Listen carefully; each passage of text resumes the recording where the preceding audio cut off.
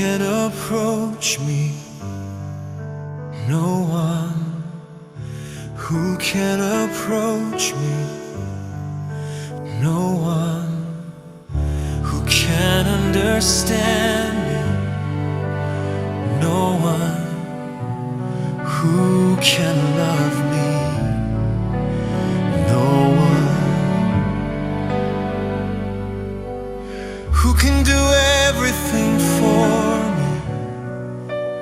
No one. It is only the Lord who can love me. It is only the Lord who can understand me.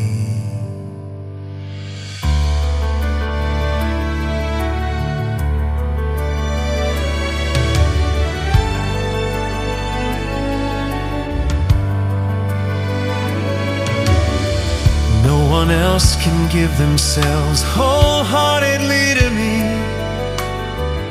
It is only the infinite who can accept the finiteness of me.